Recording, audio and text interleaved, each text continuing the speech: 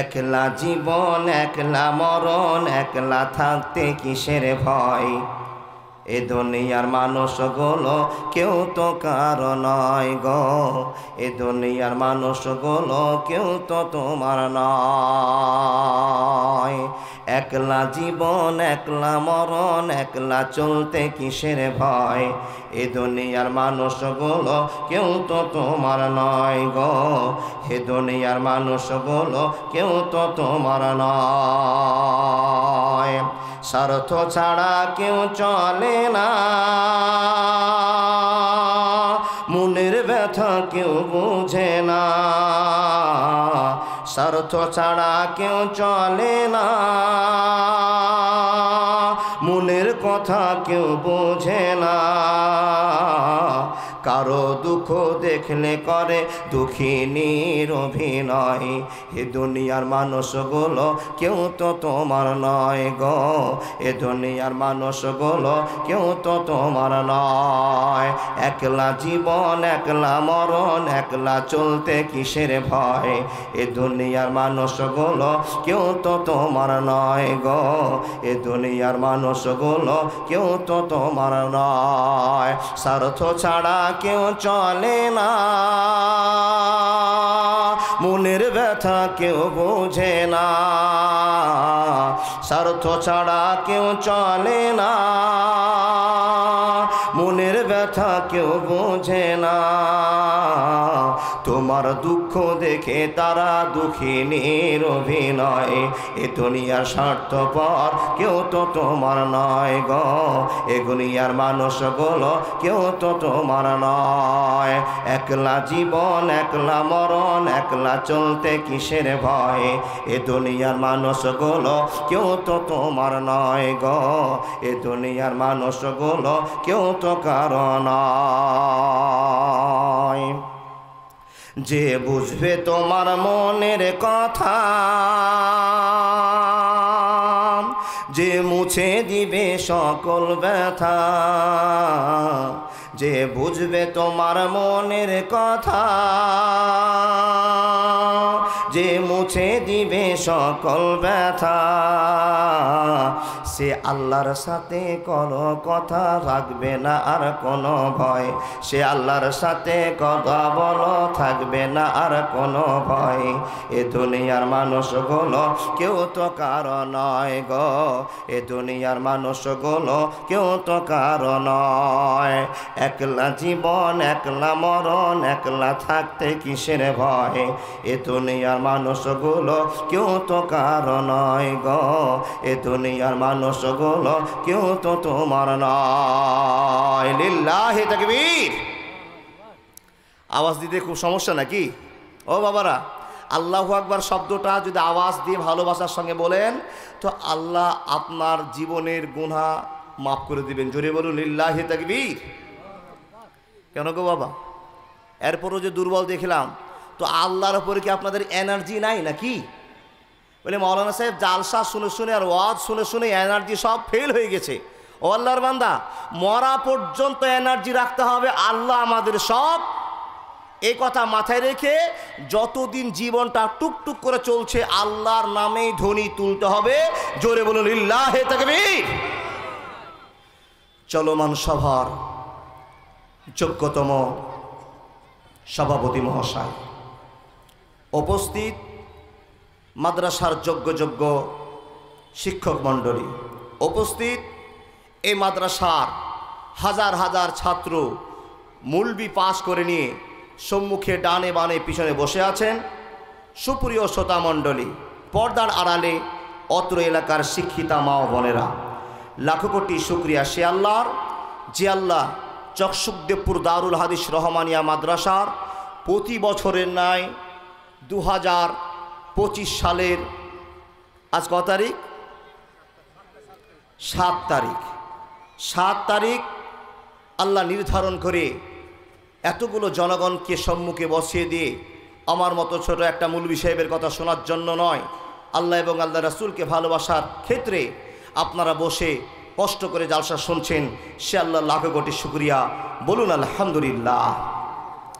তারপরে তার ভালোবাসার নবী, মায়ার নবী, বিশ্ব নবী, নবী মুহাম্মদুর রাসূলুল্লাহ সাল্লাল্লাহু আলাইহি ওয়াসাল্লামের প্রতি লাখো কোটি দুরূদ ও সালাম শান্তির ধারা বর্ষিত হোক। আল্লাহুম্মা সাল্লি আলাইহি, আল্লাহুম্মা বারিক আলাইহি।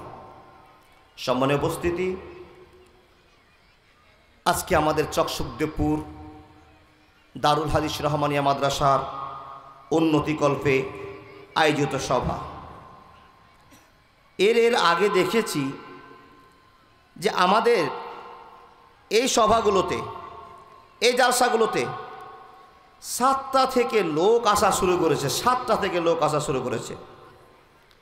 এখন দেখি মানুষের দিন দিন আগ্রহ কমে যায়। ঈমানের প্রতি মানুষের যথেষ্ট ভয় নেই, আল্লাহর প্রতি যথেষ্ট ভর নেই। এই প্রমাণটা আমরা দিনের পর দিন দিয়ে চলছি। ভাই সকল, দেশের দিকে তাকান, সমাজের দিকে তাকান, নিজের দিকে তাকান, বুঝতে পারবেন আল্লাহর কাছ থেকে কতটা আমরা দূরে সরে গেছি। আর আল্লাহ ঠিক পয়েন্ট অনুযায়ী আপনাকে ধরে রেখেছেন, বান্দা তোমরা যখন আমাকে ভুলে যাবে তখন তোমাদের সাজা দেওয়ার জন্য আমি ব্যবস্থা করে দিব, মাঠে মাঠে তোমাদের কাছে বিপদ পাঠিয়ে দিব। বিপদগুলো দেখে তোমার মতো লোককে আমি 1000বার আল্লাহ বলিয়ে নিতে পারবো, এটা আমার শক্তি। আল্লাহর বান্দা, যেই দিন আমরা আল্লাহকে ভুলে যাব সেই দিন আমরা আল্লাহর ভালোবাসা থেকে বঞ্চিত হয়ে যাব। যেই দিন আবার আল্লাহকে ধরবো জড়িয়ে, আল্লাহ বলছেন আমি তোমার পথ বের করে দেব। হে বান্দা, সে পথের নির্ণয় করতে গিয়ে, সে পথের দিশা দিতে দিয়ে আল্লাহ তাবারক ওয়া তাআলা মানুষকে অনেক সংশোধনের কথা বলেছেন, অনেক জীবনের ইতিহাস তুলে ধরেছেন। আল্লাহর বান্দা, সেই দিকটাকে আমাদের লক্ষ্য করে জীবনযাত্রা করতে হবে। আপনি কোনো কাজে ফেঁসে গিয়েছেন, সমাজের মানুষ দেখেন দুনিয়াতে ঝামেলায় ভরপুর, যে কোনো ঝামেলা আপনার জীবনে ঘটেছে। এই ঘটা ঝামেলাটা এক মানুষ আর এক মানুষের কাছে বিচার দায়ের করছেন। একটা কথা বলে আপনাকে মনোযোগ দেন। আমার সঙ্গে আপনার ঝগড়া, যে কোনো দুনিয়ার সমস্যা নিয়ে, তো আমি নিরুপায় মানুষ, আমি গেলাম আমার চাইতে জোরাল সমাজের কর্তৃত্ব রাখে মণ্ডল, সর্দার, মুখিয়া, যাদের দেমাক আছে সমাজে, যারা বিচার করে তাদের কাছে গেলাম। এবার আমি আপনাকে বিচারটা দিলাম, ভাই এই সমস্যা, বিচারটা আপনি করে দেন। দেখেন, মনোযোগ দেন। এই বিচারটার জন্য আবেদন করলেন একজন নেতার কাছে, একজন সমাজসেবী মানুষের কাছে। তাহলে আমার বিপরীতে যেই ছেলেটা আমার ক্যান্ডিডেট, আমার বিপরীতে আমার সঙ্গে তর্ক ঝামেলায় জড়িয়েছে, সেও কিন্তু গিয়ে ওই একই মণ্ডলের কাছে বিচার দিয়েছে। আল্লাহর বান্দা ভালো করে বুঝুন, এই বিচার দেওয়া কাজটা দুইজনেরই। কিন্তু এখন যেই বিচারক আছে, দুটো বিচার এসছে আমার কাছে, এই বিচারক তখন চিন্তা করছেন কোনটা আমার আপনজন আর কোনটা আমার দুর্দশার গতিয়া। আল্লাহর বান্দা, এই দুটোকে পার্থক্য করতে গিয়ে কিন্তু কিংবা কিছু বিনিময় নিয়ে, কিছু অল্প টাকার বিনিময়ে, কথার বিনিময়ে, ভালোবাসার বিনিময়ে এ সমাজকে উল্টাপাল্টা করে দিল। বান্দা সকল মনে করে রেখে দিন, এই ভালোবাসার কথাগুলোকে, এই কথাগুলোকে আপনাকে মাথায় রাখতে হবে।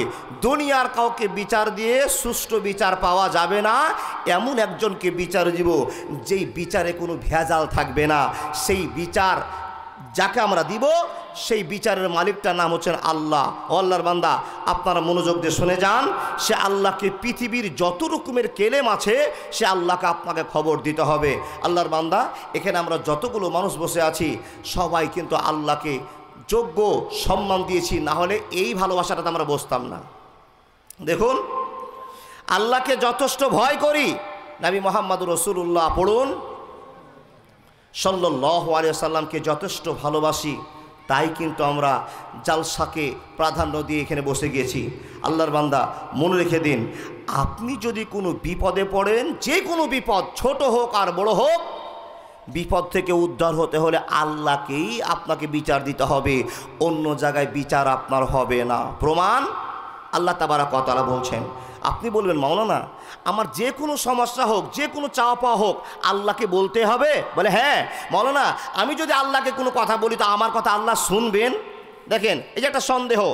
মাওলানা আমি তো ওয়াজ অনেক শুনেছি, ও মৌলভী সাহেব অনেকবার ওয়াজ শুনেছি, কিন্তু আমি এই ওয়াজ শোনার পর অনেকবার আমার নিজের ইচ্ছা আল্লাহকে তুলে দিয়েছি, আমি রেজাল্ট পাইনি, ভালোবাসা পাইনি। তো আপনারা মৌলভী সাহেবরা বলছেন আল্লাহকে যদি অভিযোগ করা যায় তো সম্পূর্ণ অভিযোগ আল্লাহ গ্রহণ করে নেয়। তো এই কথার মর্মে আপনি অনেক কিছু জানার ভাঁজ করেও না জানার ভাব করে বসে আছেন আল্লাহর বান্দা। সেই কথাগুলো তুলে দিতে আপনাকে আমি ওয়াজ শুরু করে দিলাম। ছোট হোক আর বড় হোক, যেই কোনোই আপনার বিপদ হোক না কেন, জানাতে হবে আল্লাহকে। ওই আল্লাহর কাছে আমরা সুষ্ঠু বিচার পাব।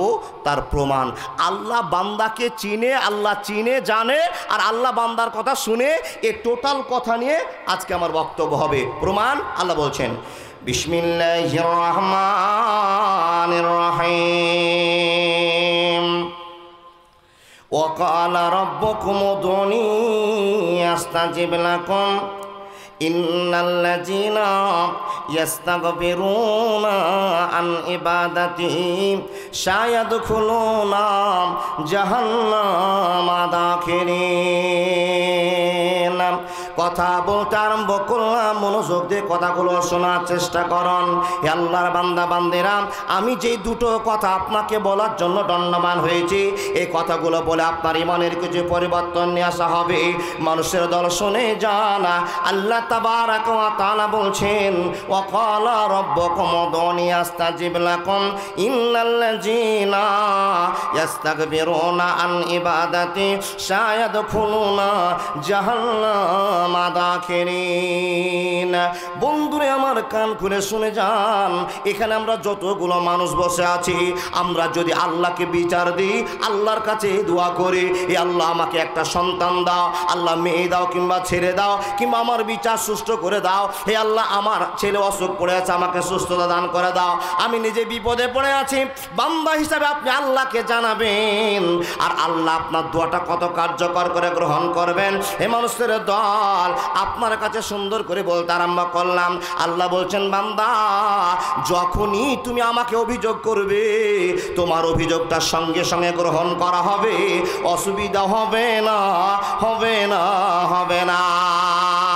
বন্ধুরে আমার, মন খুলে আলোচনা শুনে যান। জীবনের পরিবর্তন হবে, ইমানের পরিবর্তন হবে। আপনি আল্লাহকে কতবার খবর জানিয়েছেন, ই আল্লাহ আমি সমস্যায় দুনিয়াতে পড়েছি, উদ্ধার করবার মতো আমাকে কেউ নাই, একমাত্র তুমি আমাকে উদ্ধার করতে পারবে। এই কথাটা আপনি কতবার বিশ্বাস আসাতে বলেছেন। এ মানুষের দল, আপনি তো আল্লাহকেই বিশ্বাস করতে পারেননি, আপনি তো আল্লাহকে এক বলে মানতে পারেননি, আল্লাহর উপর আপনার যথেষ্ট ভয় নাই বলে আপনি করতে পারেননি, কিন্তু বারবার অভিযোগ করেছেন, একটা অভিযোগ আপনার কাজে লাগেনি। বন্ধুরে আমার, অভিযোগ কাজে না লাগার কয়েকটা শর্ত আপনাকে বলে যাব। আপনি এতবার দোয়া করলেন, এতবার আল্লাহর কাছে কাঁদলেন, কিন্তু আল্লাহর কাছে কোনো রেজাল্ট আপনি পেলেন না, উপকার পেলেন না। এখানে একটা গোলমাল হয়ে আছে, যে গোলমালের কথা আপনি জানেন না, জানেন না, জানেন না। বলো না ভাই, আমাদের জীবনে অনেক গোলমাল হয়ে আছে, ঠিকই। গোলমালটা কি? আল্লাহর বান্দা, গোলমালটা কি? আল্লাহকে বিচার দিয়েছেন, আল্লাহ আপনার বিচার করা দেয়নি। আল্লাহর কাছে দোয়া করেছেন, দোয়া আল্লাহ আপনার ফিরিয়ে দেয়নি। আপনি যেটা চেয়েছিলেন ওটা আপনার জীবনে ঘটেনি। এখান থেকে আপনি বুঝতে পেরেছেন যে আমার দোয়া কবুল হলো না। আল্লাহ বলছেন, এ বান্দা শুনে নাও, তুমি দোয়া করেছো, আমি আল্লাহ তোমার দুয়ার কথা শুনেছি, কিন্তু দুয়ার রেজাল্ট তুমি পাওনি। এই জন্য তুমি পাওনি, একটা শর্ত তোমাকে আমি দিয়ে দিলাম। বান্দা শুনে নাও, নবী মুহাম্মদ রাসূলুল্লাহ সাল্লাল্লাহু আলাইহি ওয়াসাল্লাম বলছেন, ইন্নাল্লাহা তাইয়্যিবুন লা ইয়াকবালু ইল্লা তাইয়্যিবা। মা আমেনার কোলে ওই কে বসে রে, মা আমেনার কোলে ওই কে বসে রে, দোল দোলা দোলে মুখেতে হাসি রে, দোল দোলা দোলে মুখেতে হাসি রে। মা আমেনার কোলে ওই কে বসে রে, দোল দোলা দোলে মুখেতে হাসি রে, দোল দোলা দোলে মুখেতে হাসি রে। যখন তুমি বড় হবে, মাতা পিতার নাম জাগিবে। যখন তুমি বড় হবে, মাতা পিতার নাম জাগিবে। আর কি তোমায় বলবো, আমি পাই না দিশারে, আর কি তোমায় বলবো আমি পাই না দিশারে, দোল দোলা দোলে মুখেতে হাসি রে, দোল দোলা দোলে মুখেতে হাসি রে। আল্লাহর বান্দা, আপনারা যে বসে আছেন, আমি যে কথাগুলো বলছি বুঝতে পারছেন তো? গলাটা টানছে নাকি দেখবেন একটু, তাকান। বিপদ আমাদের সামনে, কি বিপদ খুলে বলা দরকার নাই, নিজের দিকে তাকিয়ে দেখুন কতটি বিপদে আপনি আছেন। আমি খুললাম মৌলানা, কতটি বিপদে আছেন, নিজে নিজে অনুশোচনা করুন কি কি বিপদ আপনার আছে। আপনি বললেন মৌলানা এই বিপদগুলো থেকে উদ্ধার হওয়ার কি কাজ আছে, কার কাছে যাব? প্রধানমন্ত্রীর কাছে, মুখ্যমন্ত্রীর কাছে, হাকিমের কাছে, আরও কাছে না, একজনের কাছে আপনি আবেদন করুন, তবে এই পৃথিবীর যত বড় সমস্যা হোক না কেন আপনি সে সমস্যা থেকে উদ্ধার হবেন ইনশাআল্লাহ। কিন্তু যাকে বিচারটা দিবেন, বিচারটা দেওয়ার সময় একটা শর্ত আল্লাহ বেঁধে দিয়েছেন, কি? ইন্নাল্লাহা তাইয়্যিবুন লা ইকবালু ইল্লা তাইয়্যিবা। আল্লাহর বান্দা, আপনাকে আল্লাহর নবী মুহাম্মদ বলছেন, হে মানুষের দল তোমরা শুনে নাও, তুমি যখন আল্লাহকে বিচার দিবে তোমাকে অরিজিনাল হতে হবে, তোমাকে পবিত্র হতে হবে। এখন আপনার কাছে আমার কাছে আমি আপনাদের কাছে আবেদন করছি, বাবা আপনি মসজিদের মাটিতে গিয়েছেন, আপনি দোয়া করছেন কি? রব্বানা যালামনা আনফুসানা ওয়া ইল্লাম তাগফির লানা ওয়া তারহামনা লানাকুনান্না মিনাল খাসিরিন। রব্বানা আতিনা ফিদ দুনিয়া হাসানা ওয়া ফিল আখিরাতি হাসানা ওয়া কিনা আযাবান নার। বন্ধুরা আমার, মসজিদের মাটিতে অনেক আপনি দোয়া করলেন, অনেক কাঁদলেন, অনেক আপনি দুঃখ প্রকাশ করলেন, কিন্তু একটা খবর আপনি শুনেছেন।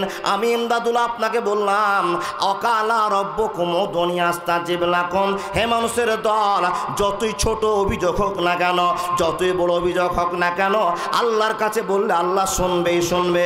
আল্লাহ রাব্বুল আলামিন বলছেন, উজিবুদ দাওয়াতাদ দানি যা দানে। মানুষের দল শুনে যান, আল্লাহ বলছেন, বান্দা যখনই তুমি দোয়া করবি আমি আল্লাহ তখনই তোমার দোয়া গ্রহণ করে নিব, কোনো সমস্যা হবে না। কিন্তু বান্দারে আমার, ইন্নাল্লাহা তাইয়্যিবুন লা ইকবালু ইল্লা তাইয়্যিবা। তোমাকে একটা শর্ত আমি দিয়েছি, পবিত্রতা অর্জন করতে হবে। পবিত্র হয়ে যদি দোয়া না করো তোমার দোয়া কবুল হবে না। মসজিদের মাটিতে একলাই বসে অনেক দোয়া করলেন, কিন্তু দোয়া করেছেন বটে মানুষরে আমার, অনেক দোয়া করলেন কিন্তু আপনি উপকার পেলেন না। একটা কারণ শুনে যান, আপনার মাত্র 3.5 বিঘা জমি আছে, আর 3.5 বিঘা জমিতে আপনি সরষা ছিটিয়ে দিয়েছিলেন। এই 3.5 বিঘা জমিতে কিংবা 4 বিঘা জমিতে কিংবা 3 বিঘা জমিতে আপনার 8 কুইন্টাল সরষা হয়েছে, 7.5 কুইন্টাল সরষা হয়েছে। আল্লাহর বান্দা, এখানে যতটি মুসাল্লি বসে আছেন, এই মুসাল্লিগুলোর ভিতরে একটু হাত দেখে বলেন, মাওলানা আমার 7.5 কুইন্টাল সরষা হয়েছে, আর আমার জন্য ওসুর হয়ে গিয়েছে, জাকাত ফরজ হয়ে গিয়েছে, আল্লাহর নির্ধারণের টাইম হয়ে গিয়েছে, আমার সেই ওসুরটা ফরজ হয়ে গিয়েছে, আমি আদায় করে দিয়েছি। এইখানে কজন লোক বসে আছেন বলেন? হাত দেখান, একটা হাত দেখান, দুটা, সাহস নাই?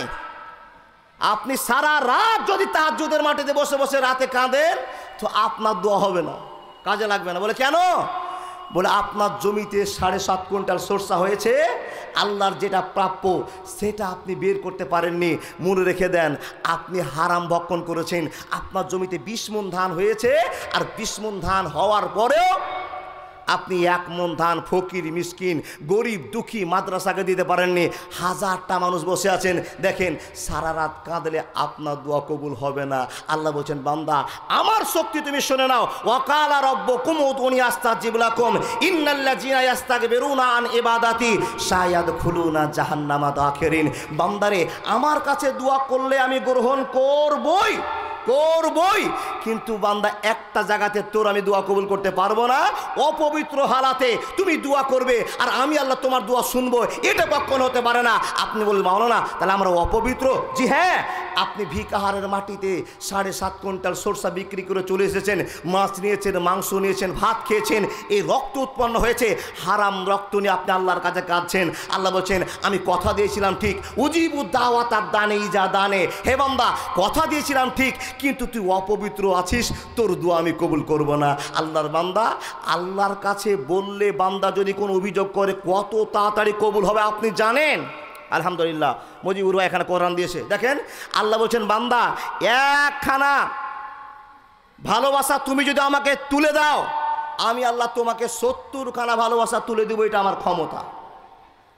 দেখেন আমরা যতগুলো মানুষ বসে আছি, আল্লাহর ভালোবাসা অন্তরে আছে।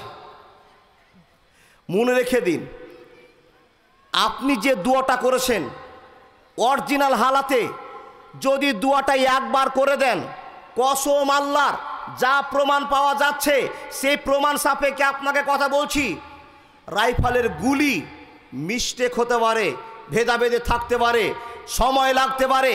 আপনি মাটিতে বসে আল্লাহকে বলবেন, আল্লাহ আমার ছেলের দরকার, আমার মেয়ের দরকার, আমার মা অসুস্থ, আমি হসপিটালে বিপদে আছি, আমার এ সমস্যা হয়েছে, জমির ক্লেম মিটে না। এই কথা বলার সঙ্গে সঙ্গে আপনার আল্লাহ কারেন্টের মতো দোয়া কবুল করবে। এই দেখেন, এই যে আপনি কারেন্ট দেখছেন না, কারেন্টটাতে এই মাথায় যদি ছাড়েন তো আপনার শেষ মাথাতে যেতে তার একটা গতিবেগ আছে। মাশাআল্লাহ মাশাআল্লাহ, আমার নানা হাকিম আলী সাহেব 500 টাকা দিয়েছেন। দেখেন এই কারেন্টের একটা গতিবেগ আছে, গতিবেগ আছে। এই গতিবেগটা কত স্পিডে যায় কারো জানা আছে? প্রতি সেকেন্ডে প্রতি মিনিটে কত হাজার কিলোমিটার দৌড়াতে পারে। তো এর একটা টাইম আছে। আপনি এখানে সুইচটা দিলেন তো আপনার বাড়িটাতে 2 সেকেন্ডের মধ্যে হোক 1 সেকেন্ডের মধ্যে হোক চট করে আপনার সব ঘরগুলো জ্বলে গেল। তাহলে এই কারেন্টের একটা শক্তি আছে, সঙ্গে সঙ্গে কত হাজার বেগে ছুটতে পারে সে কারেন্ট, সে অভিজ্ঞতা আপনাদের আছে। আল্লাহ বলছেন, নবী মুহাম্মদুর রাসূলুল্লাহ আবার বলুন সাল্লাল্লাহু আলাইহি সাল্লাম বলছেন, বান্দা আমার কাছে দোয়া করবে তো কারেন্টের একটা সময় আছে, কিন্তু বান্দা যখন আমার কাছে দোয়া করবে তখন বান্দার আল্লাহর একটা মুখামুখি কথা চলবে, এখানে কোনো সময়ের ঘাটতি থাকবে না। জোরে বলুন সুবহানাল্লাহ। শর্ত একটা, আপনাকে অরিজিনালভাবে দোয়া করতে হবে। মাওলানা যে গল্প আপনি দিচ্ছেন, যে কথাগুলো শোনাচ্ছেন, এই কথা বিশ্বাস হয় না। জি, এখন বিশ্বাস করাবো। যেই কথাগুলো কি চলছে যে শশা করে আপনার মোবাইল নাকি? হ্যাঁ হ্যাঁ, এটাই চলছে সন্ধ্যা থেকে মাওলানা, মোবাইলই চলছে। জি জি জি, কত ঠান্ডা হলে মাওলানা জানেন? আপনার মোবাইলের অত্যাচারে ওয়াজ ভুলে যাচ্ছেন।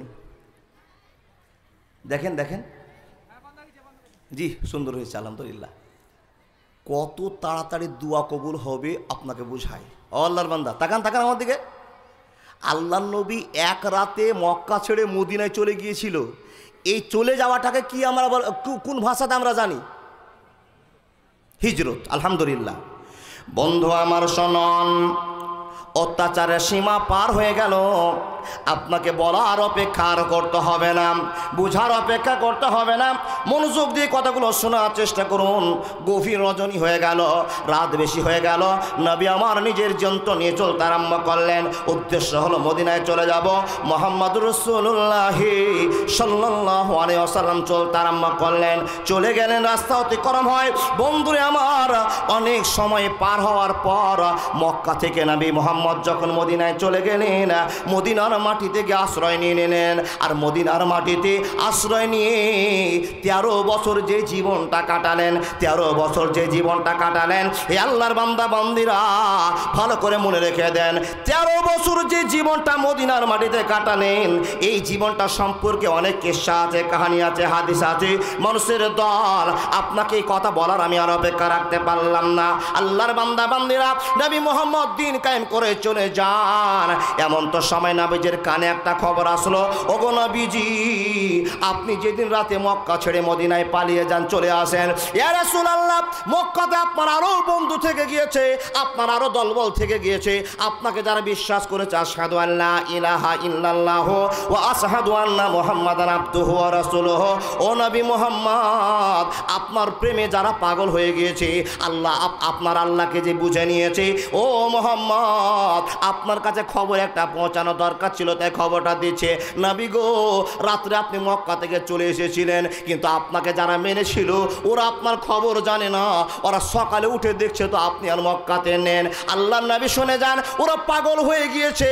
কোন মানুষ রাতের বেলা তার সময় না পেয়ে সকালবেলায় যখন শুনতে পেয়েছে নবী মক্কাতে নাই, সঙ্গে সঙ্গে ছেলের চিন্তা করলো না, মার চিন্তা করলো না, টাকার চিন্তা করলো না, জমির চিন্তা করলো না। নবী গো, আপনার প্রেমে পাগল হয়ে মদিনার দিকে ছুটতে আরম্ভ করেছি। ইয়া রাসূলুল্লাহ, মদিনার মাটিতে আপনাকে খোঁজার চেষ্টা করেছে, অনেক মানুষ চলে এসেছে। ইয়া রাসূলুল্লাহ, আপনার কাছে একটা খবর আছে। নবীজি, এই খবরটা আপনাকে কান পেতে শুনতে হবে। কি হয়েছে বলে দাও। ইয়া রাসূলুল্লাহ, যারা রাত্রে হিজরত করে চলে এসেছে, দিনে হিজরত করে চলে এসেছে, আল্লাহ নবী গো, এই লোকগুলোর ভিতরে একটা সমস্যা দাঁড়িয়ে গিয়েছে।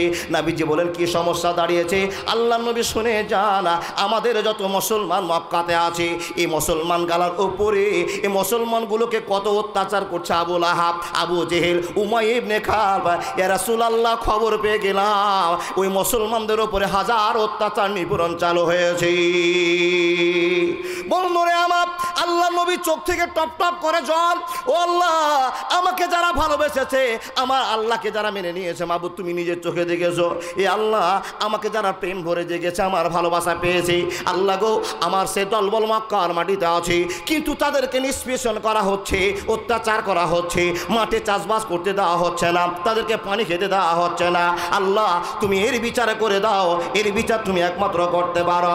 বন্ধুরা আমার শুনে যান, আব্বা জানেন আমার, ওই তক্তাটা উঠে আছে, দেখেন।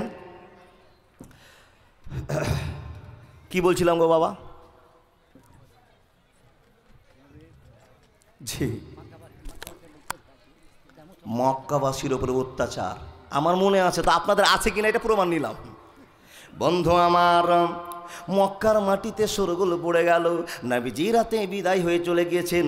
নবী ছাড়া তো 1 মিনিট থাকা সম্ভব হবে না। বন্ধুরে আমার, এই ভয়, এই ভালোবাসা, এই সম্মান যার আত্মার ভিতরে অহংকার আত্মাতে ঢুকেছে, যার মনে জায়গা করে নিয়েছে, বন্ধুরে আমার, নবী মুহাম্মদ বলছেন, শুনে নাও তোমরা টাটা খবর, লা ইউমিনু আহাদুকুম হাত্তা কুনা হাব্বা ইলাইহি মিন ওয়ালিদিহি ওয়া ওয়ালাদিহি ওয়ান নাসি আজমাইন।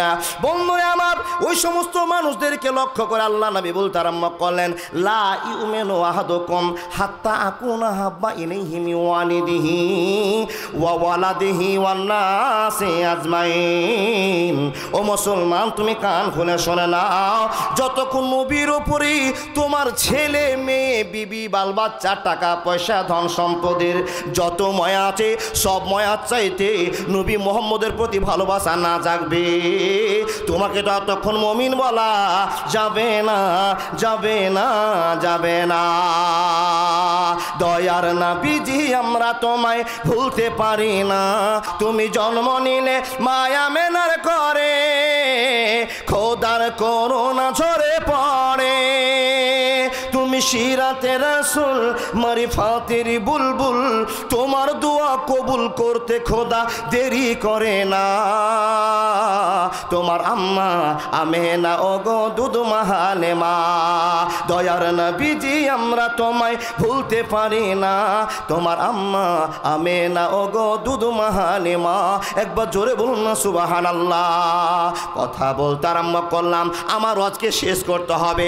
ও আল্লাহর বান্দা বান্দিরা, নবীজির কাছে খবর হলো, ইয়া রাসূলুল্লাহ, যারা কালেমা পড়ে মুসলমান হয়ে গিয়েছে, মক্কার জমিতে আছে, নবী গো, তাদের উপরে অত্যাচার চালু হয়ে গেছে, তাদের উপরে কষ্ট চালু হয়ে গেছে। নবী গো, একটা সুব্যবস্থা করে দিন, যেন মুসলমানেরা শান্তি পেয়ে যায়, ওইখানটাকে কেন বিপদ থেকে মুক্তটা পেয়ে যায়। এর জন্য একটা আপনি পথ গ্রহণ করুন, একটা ব্যবস্থা গ্রহণ করুন। নবীজির কাছে যখনই খবর আসা, নবী মুহাম্মদ রাসূলুল্লাহ সাল্লাল্লাহু আলাইহি ওয়াসাল্লাম চিন্তায় পড়ে গেলেন, কি করব, কেমন করে তাদেরকে উদ্ধার করব। এমন তো শক্তি নাই যে আমার দলবল নিয়ে মদিনা থেকে আবার গিয়ে মক্কাতে যুদ্ধ করে তাদেরকে নিয়ে চলে আসতে হবে, এরকম তো শক্তি আমার নাই। বন্ধুরে আমার, বিশ্বনবী নিরুপায় হয়ে গেলেন, কেমন করে বিচার করব, কেমন করে সমাধান করব। ওই মুসলমানগুলোকে যে অত্যাচার করছে মক্কার মাটিতে, আমি কেমন করে তার প্রতিবাদ জানাবো। নবীজির কাছে চিন্তা ভাবনা চলছে, হঠাৎ করে আল্লাহর পক্ষ থেকে একটা খবর হয়ে গেল, যে খবরের কথা আমরা জানি না। কি খবর হলো? নবীজির কাছে একজন সাহাবা এসে বলছেন, নবী গো, একটা গোপনীয় খবর পেয়েছি। নবীজির মাথায় টেনশন, মক্কাতে যে মুসলমানগুলো আছে, এই মুসলমানগুলোর উপর অত্যাচার চলছে। এরা তাদের চাচা, ভাই, দাদু, যারা আত্মীয় স্বজন ছুটে গিয়েছে, তাদেরকে খুব অত্যাচার করছে। তো এই অত্যাচারগুলো বন্ধ করার জন্য নবীর কাছে একটা খবর আসলো, কি, ইয়া রাসূলুল্লাহ, মক্কার কিছু ব্যবসায়িক, বড় বড় ব্যবসায়িক, যাদের নাম আবু জাহাল, আবু সুফিয়ান, উমাইয়া ইবনে খাব, বড় বড় ব্যবসায়িকরা, তারা 1000 জনের একটা কাফেলা দল নিয়ে গিয়েছে ইয়ামানে ব্যবসা করতে। ইয়া রাসূলুল্লাহ, টাটকা খবর শুনে যান, এই ইয়ামান থেকে ব্যবসা করে যাবে তো একটাই মাত্র রাস্তা, বাপ, একটাই মাত্র রাস্তা, যেই রাস্তাটা হলো বাবুরঘাট। আপনাকে বোঝার জন্য বলছি, যেই রাস্তাটা হলো বাবুরঘাট। নালাগোলা থেকে ভিকাহার থেকে নালাগোলা যাওয়ার 2-3টা রাস্তা আছে।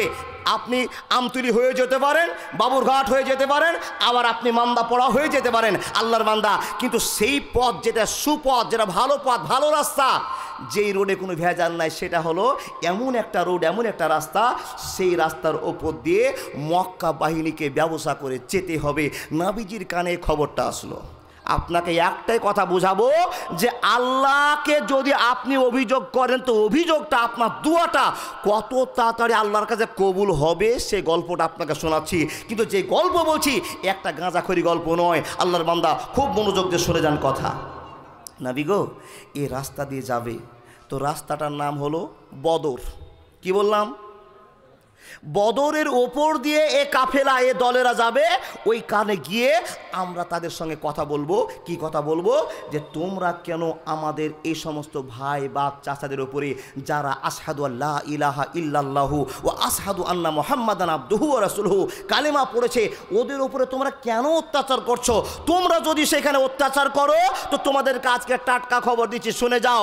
এই মাটি দিয়ে, মানে বদরের মাটি দিয়ে তোমরা ব্যবসা করতে যাবে আর আসবে, আমরা সজাগ হয়ে যাব। এরপর থেকে তোমাদেরকে আর এই মাটির উপর দিয়ে ব্যবসা করতে যেতে দিব না, যদি তোমরা মুসলমানদের উপর অত্যাচার করো। নবীজিকে খবর দেওয়ার সঙ্গে সঙ্গে নবীজি বলছেন, ঠিক আলোচনা করেছো, তো তোমরা সবাই মিলে চলো তো আজকে গিয়ে বদরের মাঠে গিয়ে, বদরের জায়গাতে গিয়ে আমরা রাস্তায় দাঁড়িয়ে থাকবো। আর ওই মক্কার সে সমস্ত ব্যবসায়ীরা যখন আসবে, তাদেরকে বলবো, ভাই, তোমরা যদি সুস্থভাবে ব্যবসা করতে চাও, তাহলে তোমরা মক্কাতে যে সমস্ত আমাদের মুসলমান আছে, এদেরকে মারধর করবে না, অত্যাচার করবে না, তাহলেই তোমাদের ব্যবসা করতে দিব, নাহলে তোমাদের ব্যবসা আটকে দেওয়া হবে। এই কথাটা বলার জন্য নবী বলছেন, আবু বকর বাড়াও তো জি, উমর বাড়াও তো জি। নবী আমভাবে বলছেন, এই সাহাবারা চলো তো জি, হালকা করে বলেছেন। চলো তো জি বলার সঙ্গে সঙ্গে কিছু কিছু সাহাবা সঙ্গে সঙ্গে রেডি হয়ে গেলেন। তো অন্যান্য সাহাবারা কেউ কেউ চিন্তা করছেন, নবীজি তো এত গুরুত্ব দিয়ে বলেননি, নবী তো এত গুরুত্ব দিয়ে বলছেন না কথাটা, তাহলে কয়েকটা লোক গেলেই হবে। এই চিন্তা ভাবনা করে মাত্র 313টা, কত বললাম, 313 জন লোক, 2টা ঘোড়া আর 2টা উট নিয়ে, কিছু কেউ একটা লাঠি নিয়েছে, কেউ একটা ডাল নিয়েছে, কেউ একটা তীর নিয়েছে, মানে কেউ খালি হাতে, সবাই চলে গেল। কেন? আজকে প্রতিবাদী মিছিল জানাতে যাব বদরের মাটিতে। জোরে বলুন সুবহানাল্লাহ। বন্ধু আমার শোনন, রাস্তায় অনেক কৌশল ঘটে গেল। একদিন এক রাত চলার পরে বদরের মাটিতে গিয়ে নবী মোহাম্মদ আশ্রয় নিচ্ছেন। এই জায়গা দিয়ে আজকে সেই লোকগুলো যাবে, এখানে তাদেরকে আটকে দেওয়ার পর আমরা একটা খবর জানবো, তাদের মক্কার খবর জানবো। এই সিচুয়েশন নিয়ে নবী দাঁড়িয়ে আছেন, কিন্তু কোনো খবর পাওয়া যায় না, কখন আসবে সিদ্ধান্ত করা যায় না। বন্ধুরে আমার, সেই বেঈমানদের দলের ভিতরে আবু সুফিয়ান বলে একটি লোক ছিল। ওই লোকটাকে কিন্তু আর বেঈমান বলা হবে না, ঠিক মানো না? ওই লোকটাকে বেঈমান বলা হবে? আবু সুফিয়ানকে বলা হবে না? মুসলমান হয়ে গেছে, কিন্তু সেই যুগের কথা বলছি বাপ। বন্ধু আমার শুনে যান, আবু সুফিয়ান দলের নেতা ছিলেন। তো এত চালাক নেতা ছিলেন, এত চালাক নেতা ছিলেন, কি করেছেন আবু সুফিয়ানের যত সোনা দানা ওই ব্যবসার ভিতরে ছিল, ওই লোকগুলোর ভিতরে ছিল। চালাক আবু সুফিয়ান করলো কি, দুইজন লোককে বলল, ও বন্ধুরে তোমরা সামনে সামনে হাঁটবে আর দেখবে যে আমাদের কোনো শত্রু আছে কি না। যদি তোমরা শত্রুর খবর পাও তো চট করে খবরটা আমাদের দিয়ে যাবে। একজন ওখানেই থাকবে, একজন খবর দিয়ে চলে যাবে। তোমরা সামনে রাস্তা ক্লিয়ার করো আর আমরা পিছনে পিছনে মালধর নিয়ে চলতে থাকবো। আমাদের কাছে কোটি কোটি টাকার মাল আছে, আমাদের মালের জন্য কোনো সমস্যা না হয়, যার জন্য দুটো সিআইডি ছেড়ে দিয়েছি। দুজন সিআইডি চলে গেছে বাবুরঘাটে, বোঝার জন্য বলছি বাবা, বাবুরঘাটে। আর এখানে দলবল নিয়ে আবু সুফিয়ানের লোকেরা বসে আছে, আবু জাহালের লোকেরা বসে আছে।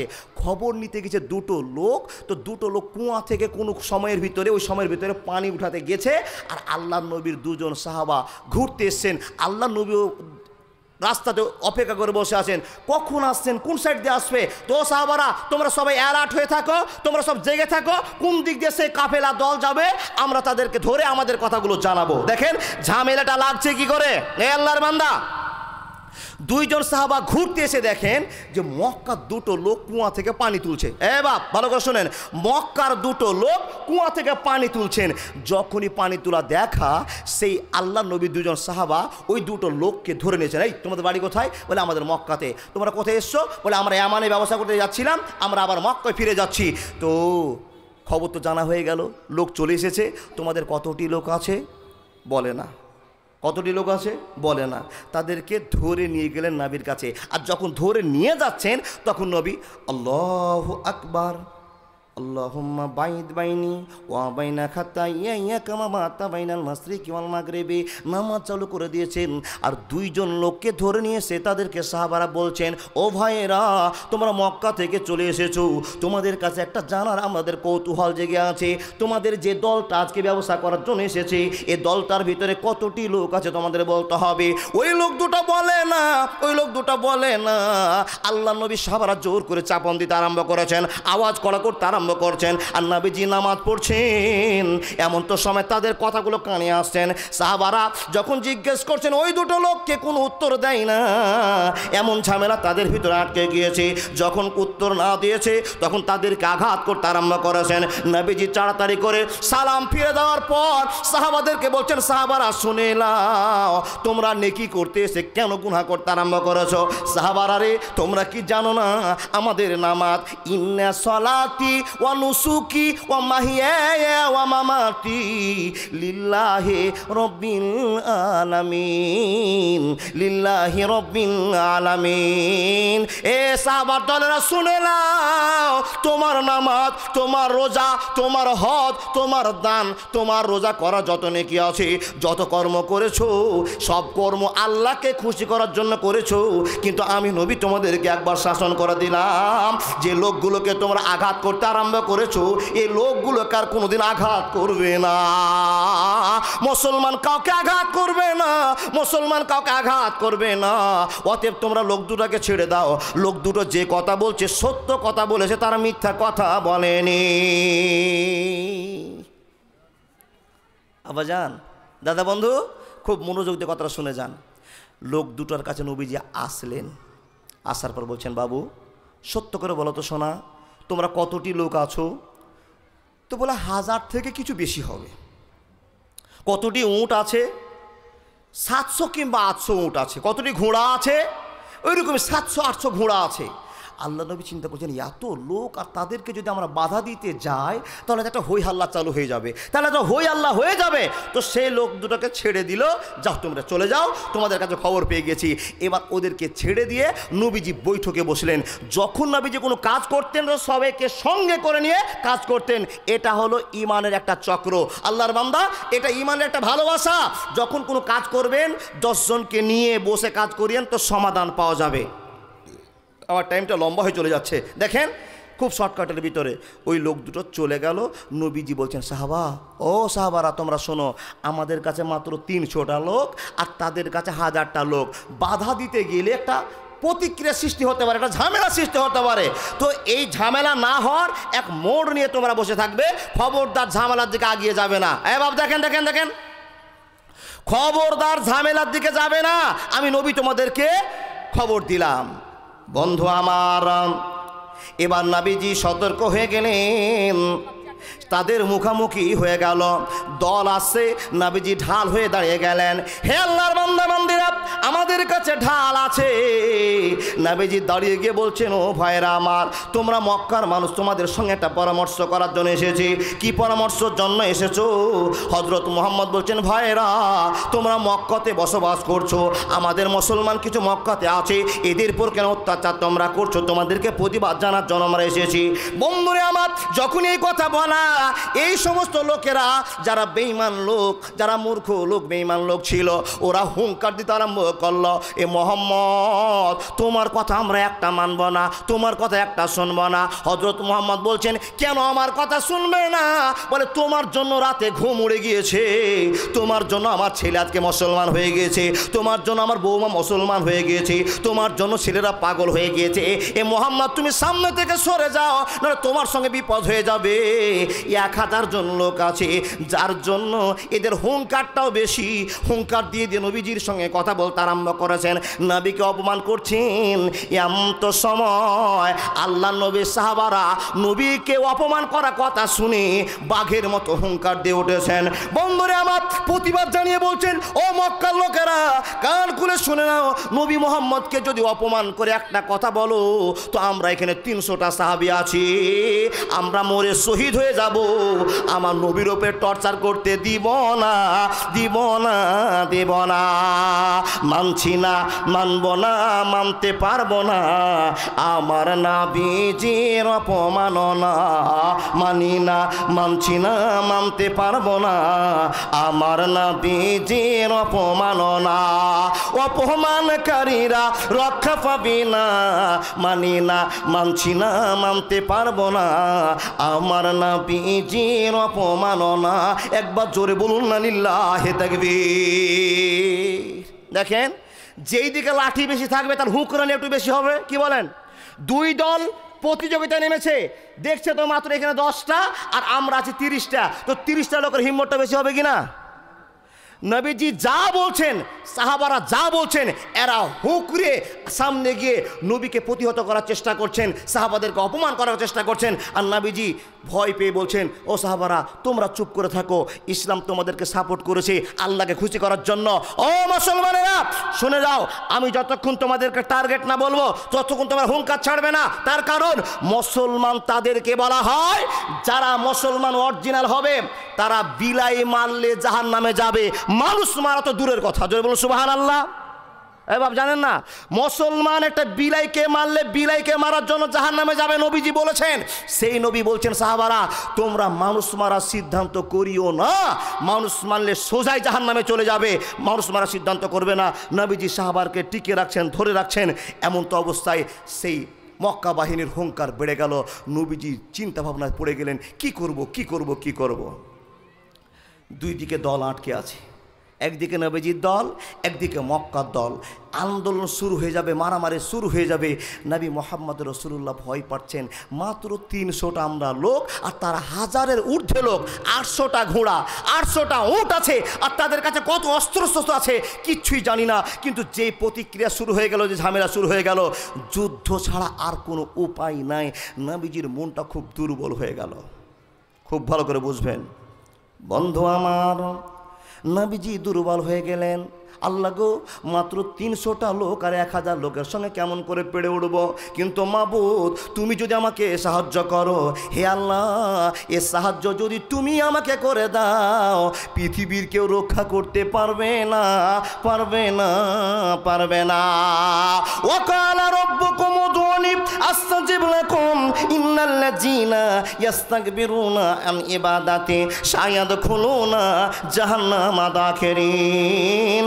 আল্লাহর নবী মুহাম্মদ রাসূলুল্লাহ এই বিপদের সংকেত শোনার পরে পরে নিজেকে সংযত করার পরে আল্লাহর জন্য 2 রাকাত নামাজ পড়তে আরম্ভ করেছেন, আল্লাহকে খুশি করার চেষ্টা করতে আরম্ভ করেছেন। হে আল্লাহর বান্দা বান্দিরা মনোযোগ দিয়ে কতগুলো শুনে যান। 2 রাকাত নামাজ কত দামি নামাজ আপনারা জানেন না। মানুষ রে, যখন আপনি কোনো বিপদে পড়ে যাবেন, মাত্র 2 রাকাত নামাজ পড়ার পরে অরিজিনাল ভাবে যদি আল্লাহকে বিচার দিয়ে দেন, আল্লাহ বলছেন উজিবু দাওয়াতাদ দানি যা দানে, অবশ্যই কবুল হবে, অসুবিধা হবে না, হবে না, হবে না। দেখেন আল্লাহর নবী 300 জন লোককে বলছে তোমরা সাইড নাও, ওদের হুঁকরানি আছে, ওরা জোর দেখাচ্ছে, একটু অপেক্ষা করো, আমি আল্লাহর কাছে অভিযোগ করছি। সাহাবারা নবীজির মুখ দেখে বুঝতে পারছেন যে নবী ডর করছেন, ভয় করছেন।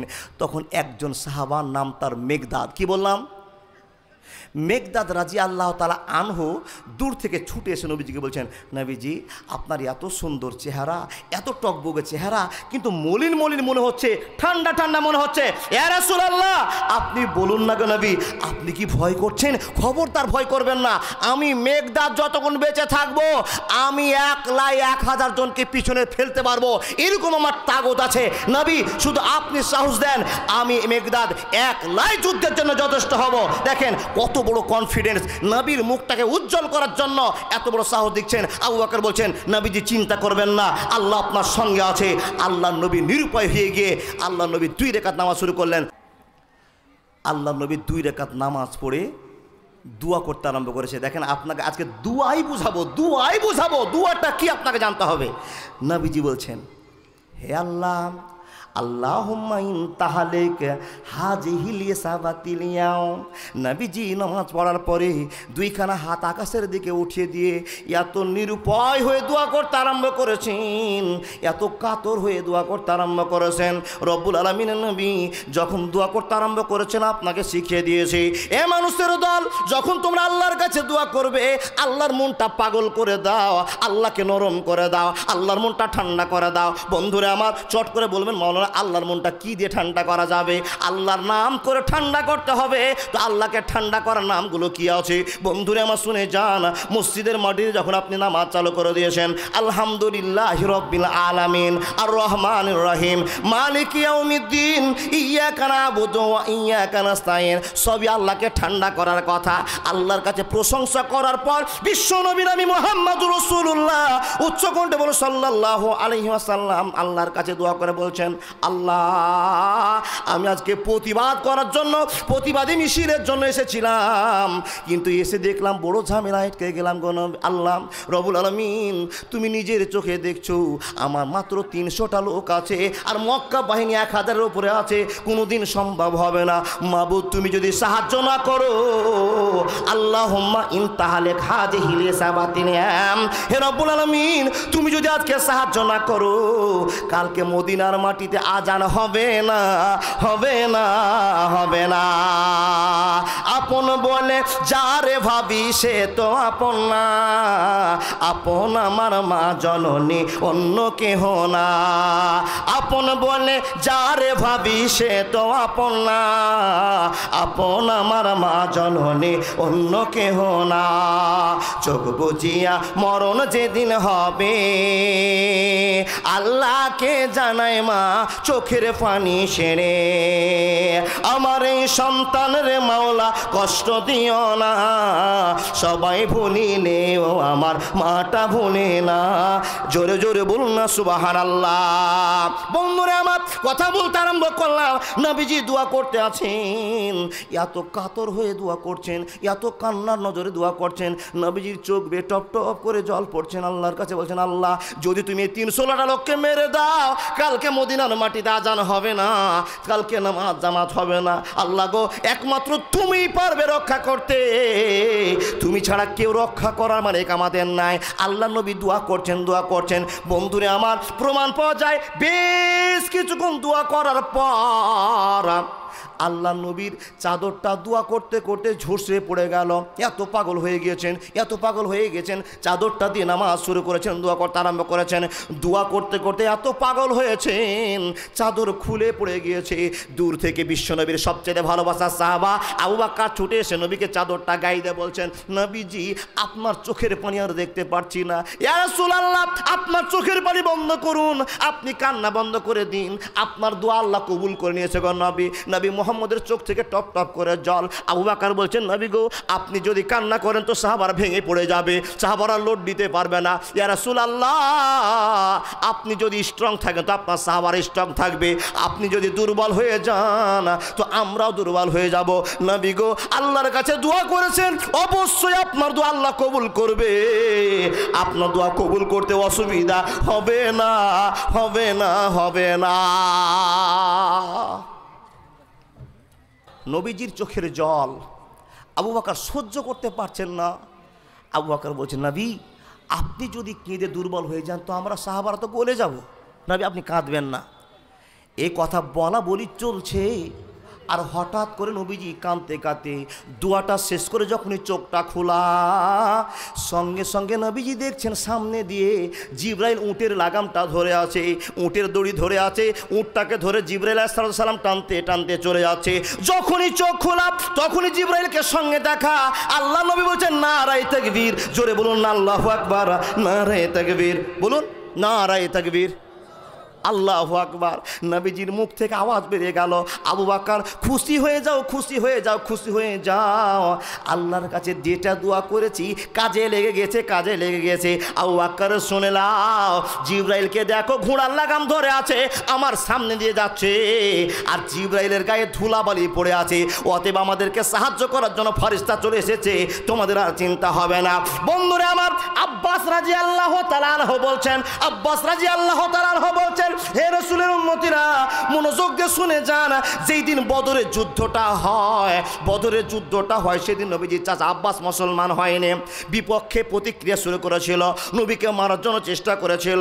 হযরত আব্বাস যেদিন মুসলমান হলেন, মক্কাতে আসার, মদিনায় আসার পরে বিশ্ব নবীর সামনে বসে বসে আব্বাস রাদিয়াল্লাহু তাআলা আনহু বলে বলে বুঝে বলছেন, নবী গো আপনি এখন মুসলমান হয়ে গেছি, আপনাকে সবচেয়ে ভালোবাসি, কিন্তু নবী একটা কথা শোনার জন্য পাগল হয়ে আছি, আপনাকে বলতে হবে। নবীজি বলছেন, চাচা কি জানতে চাইছো তুমি একবার বলে দাও। তখন চাচা আব্বাস বলছেন, ভাতিজা মোহাম্মদ বদরের যুদ্ধতে মাত্র তোমরা 300 জন লোক ছিলা, আর আমরা 1000-এর উপরে লোক ছিলাম, যুদ্ধ চালু হয়ে গেল, মারপিট চালু হয়ে গেল। ও মোহাম্মদ শুনে নাও, আমার সামনে 2 জন লোককে আমি দেখলাম, তোমাদের মুসলমানে একটাও লোক ছিল না, আমরা যেই 1000 জন লোক ছিলাম আমাদের লোকগুলো এমনিতে এমনিতে পড়ে যাচ্ছে, এমনিতে এমনিতে সব শব্দ করে আওয়াজ হচ্ছে, লাঠি দিয়ে যদি পিটার আওয়াজ হয় ওই রকম আওয়াজ উঠছিল। ও গো নবী মোহাম্মদ বলে দিন, সে সময় তো আপনার লোকের তো লাঠি ছিল না, কোনো আপনার তীর বন্দুক ছিল না, কেমন করে আপনারা জয় হলেন, জয় হলেন? নবীজি বলছেন, ও চাচা তুমি কি নিজের চোখে কোনো ঘটনা দেখেছো? আব্বাস রাদিয়াল্লাহু তাআলা আনহু বলছেন, নিজের চোখের গল্প দেখা তোমাকে আমি বলছি। ও গো ভাতিজা শুনে নাও, আমার সামনে একটা লোক দৌড়তে আছে, তোমাদের মুসলমান একজন তারছে, আর সেই লোকটা পালাতে আছে, পালাতে আছে, পালাতে আছে, কিন্তু আমি দূর থেকে দেখলাম লোকটা কেন পালিয়ে যাচ্ছে, কেউ তো পিছন দিকে নেই, দূরে একজন লোক আছে, দেখলাম সামনের দিকে হপ করে উল্টে পড়ে গেল, পিঠের মধ্যে একটা আঘাত বোঝা গেল, বুঝে গেলাম কে যেন একে আঘাত করলো, কে মেরে ফাটিয়ে দিল, তত্তর করে রক্ত বেরিয়ে যাচ্ছে। আব্বাস রাদিয়াল্লাহু তাআলা আনহু যখন এই কথা নবীজির সামনে বলা, নবীজি মুচকি মেরে হেসে বলছেন, চাচা তুমি জানো না, যাদের কেউ নাই তাদের আছে আল্লাহ, যাদের কেউ দুনিয়াতে নাই তাদের আছে আল্লাহ। মাত্র 300টা লোক নিয়ে যুদ্ধ নেমেছিলাম চাচা গো, 1000টা বেঈমানকে শহীদ করে দিয়ে কলেমার পতাকা উত্তোলন হয়ে গেল। একবার জোরে বলুন লিল্লাহি তাকবীর। আল্লাহর বান্দা কি আপনাকে বলি, দুয়ার কত স্পিরিট। নবীজি দোয়া করলেন আর সঙ্গে সঙ্গে দোয়া কবুল হয়ে গেল।